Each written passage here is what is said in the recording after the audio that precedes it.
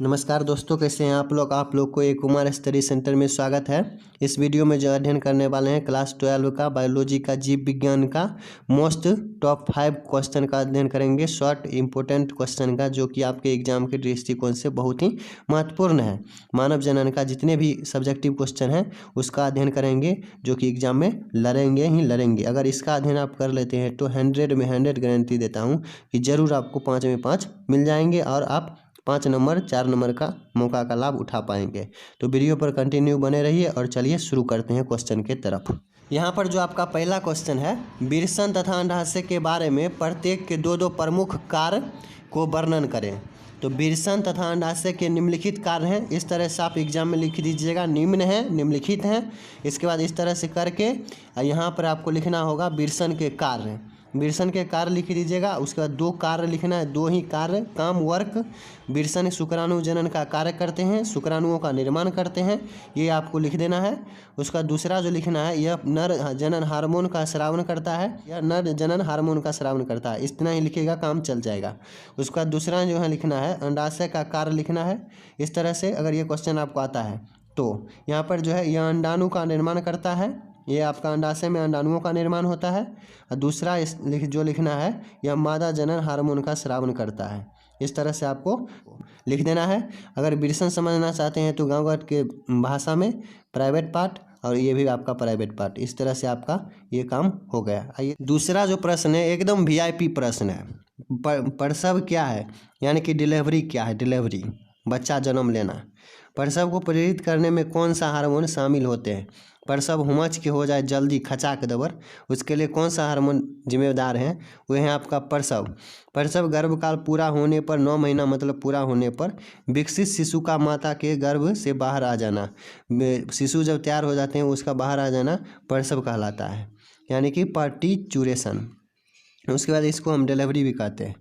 यहाँ पर प्रसव को उत्प्रेरित करने वाला हार्मोन कौन है, प्रेरित करने वाला जो जल्दी से हो, वो है आपका ऑक्सीटोसिन हार्मोन। उसके बाद एस्ट्रोजन हार्मोन, उसके बाद कार्टिसोल हार्मोन। ये सब अगर हार्मोन आपका रुक जाते हैं तो इससे आपका ऑपरेशन करके ये शिशु को बाहर निकालना पड़ता है।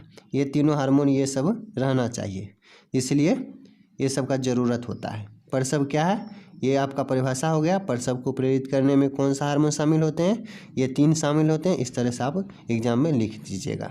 ठीक। तीसरा जो आपका क्वेश्चन है, शुक्राणु जनन एवं बृहस्सेचन स्पर्मिएशन की परिभाषा लिखें। तो इसको फिगर से पहले समझ लेते हैं, उसके बाद देखेंगे। तो पहले पढ़ ही लेते हैं। यहाँ पर शुक्राणु जनन जो है, विरसन के शुक्र जनन नालिका के शुक्रजन कोशिका में शुक्राणुओं की बनने की प्रक्रिया को शुक्राणु जनन कहते हैं। ये लगता होगा कि आपको दिमाग से ऊपर जा रहा है, दिमाग से ऊपर नहीं जाएगा, दिमाग के अंदर जाएगा, कान के अंदर, कान के द्वारा। तो यहाँ पर जो है, शुक्राणु जनन होने के बाद शुक्राणु सर्तोली कोशिकाओं में स्थापित हो जाता है, और अंत में जिस प्रक्रिया द्वारा शुक्राणु शुक्रजनक नलिकाओं से रिलीज होते हैं उस प्रक्रिया को बृहस्सेचन कहते हैं। तो आइए इस फिगर के माध्यम से समझते हैं। ये आपका विरसन का फिगर है, ठीक ना। ये विरसन का फिगर है आपका। ये अगर इसका वीडियो देखना चाहते हैं तो आपको मानव जनन का इससे पहले वाला वीडियो डिस्क्रिप्शन में मिल जाएगा, उस वीडियो को ज़रूर देख लीजिएगा। यहाँ पर जो है ये आपका विरसन है, ठीक ना। उसके बाद यहाँ पर शुक्र जनन नलिकाएँ होते हैं, ये आपका, इसी में आपका शुक्र जनन कोशिका और सर्तोली कोशिकाएँ होते हैं, जो कि आप ये क्वेश्चन में देखे थे। ठीक। उसके बाद यहाँ पर विरसन पालिकाएँ होते हैं 250 की संख्या में। 2 से 3 डिग्री तापमान कम रहते हैं आपका शरीर से। कुछ मुख्य बातें जान लीजिए। उसके बाद आइए अब थोड़ा इधर देख लेते हैं, टॉपिक के तरफ आते हैं। क्वेश्चन में था शुक्र जनक कोशिका नलिकाएं में, शुक्र जनन कोशिका में आपका शुक्राणु का निर्माण होता है, जिसे हम शुक्राणु जनन कहते हैं, ठीक ना। यहाँ पे आपका ये शुक्र जनक नालिकाएं हैं, इसको काटा गया है। यहाँ पर 2 तरह का कोशिका निकला आपका, शुक्रजनक कोशिका और सर्तोली कोशिकाएं। जब इस शुक्रजनक कोशिका में आपका शुक्राणु बन जाते हैं इसमें, तो ये जो शुक्राणु बन जाते हैं वे अध्यारोपित हो जाते हैं, यानी कि स्थापित हो जाते हैं आपके सर्तोली कोशिका में। ठीक। उसके बाद ये सर्तोली कोशिका आपका ये शुक्राणु को पोषण प्रदान करने लगते हैं। और सर्तोली कोशिका का निर्माण जो किए थे वो किए थे इताली के उत्की वैज्ञानिक एनरिको सर्तोली ने। 1842 में इनका जन्म हुआ था। उसके बाद 1910 में इनकी मृत्यु हो गई। इस तरह से आपका इसमें शुक्राणु बनते हैं, शुक्राणु इसमें बनते हैं और अध्यारोपित हो जाते हैं सर्तोली कोशिका में, और सर्तोली कोशिका उसको जीवन भर पोषण प्रदान करते रहते हैं जब तक कि वो रिलीज ना हो जाए बृहस्सेचन के द्वारा। ठीक, आइए, आई होप कि वो समझ गए होंगे आप। यहाँ पे जो है शुक्राणु जनन, वृषण के शुक्र जनन नलिका के शुक्र जनन कोशिका में आपका शुक्राणुओं की बनने की प्रक्रिया को शुक्राणु जनन कहते हैं। उसके बाद यहाँ शुक्राणु जनन होने के बाद ये हो जाते हैं तो शुक्राणु आपका सर्तोली कोशिका में जो 31 का ऐसे करके निशान था जो आप देखे थे, वो आप सिंबल बनाए थे आपको समझने के लिए। यहाँ पे शुक्राणु सर्तोली कोशिका में जाकर स्थापित हो जाते हैं और उससे अंत में जिस प्रक्रिया द्वारा शुक्राणु शुक्रजनक कोश नलिकाओं से रिलीज हो जाते हैं, जिसमें कि आपका शुक्रजनन कोशिका और सर्तोली कोशिका रहते हैं, उस शुक्रजनक नलिकाओं से बाहर निकल जाते हैं, उस प्रक्रिया को बृहस्सेचन कहते हैं। आई होप कि आप ये समझ रहे होंगे। अगर ये आप समझ रहे होंगे, तीनों क्वेश्चन समझ गए होंगे तो कमेंट करके ज़रूर बताइएगा। वीडियो को पॉज करके कमेंट कर दीजिए, उसके बाद फिर देखिएगा। तो चलिए, यहाँ पर आपका चौथा क्वेश्चन है, अंड जनन से आप क्या समझते हैं? तो अंडाशय के डिंफ कोशिका का अंगुनित अंड कोशिका में परिवर्तन को अंड जनन कहते हैं। अगर ये आपसे पूछे अंड जनन किसे कहते हैं, अंड जनन क्या है, अंड जनन से आप क्या समझते हैं, ये तीनों बातें एक ही हैं।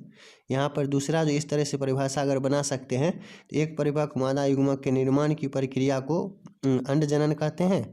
अगर शुक्राणु जनन पूछे तो एक परिपक्व नर युग्मक के निर्माण की प्रक्रिया को शुक्राणु जनन कहते हैं। ठीक ना, ये आप समझ गए होंगे। आइए, पांचवा जो क्वेश्चन है आपका, शुक्राणु जनन एवं अंड जनन के बीच अंतर स्पष्ट करें। एकदम मक्खन क्वेश्चन है। इसका जो इस तरह से राइट आंसर लिखेंगे, शुक्राणु जनन एवं अंडाणु जनन में निम्नलिखित अंतर है, इस तरह से आप लिख दीजिएगा। उसके बाद शुक्राणु जनन को एक तरफ कर लीजिएगा, अंडाणु जनन को एक तरफ कर लीजिएगा। ठीक ना। उसके बाद यहाँ पर पहला अंतर इस तरह से लिखना, इसमें अनेकों की संख्या में शुक्राणु बनता है। ठीक, शुक्राणु जनन में अनेकों की संख्या में शुक्राणु बनता है। अंडाणु जनन में इसमें केवल एक अंडाणु का निर्माण होता है एक ही बार में, यानी कि 1 महीना में एक अंडाणु का निर्माण होता है। और उसके बाद यहाँ पर दूसरा जो है, शुक्राणु जनन में प्राथमिक लैंगिक अंग वृषण होते हैं और इसमें आपका अंड जनन में प्राथमिक लैंगिक अंग अंडाशय 2 जोड़ा होता है। ये भी आपका 2 जोड़ा होता है। वृषण कोश में आपका 2 जोड़ा देखने को मिल जाएंगे, जिसे आप प्राइवेट पार्ट कहते होइएगा।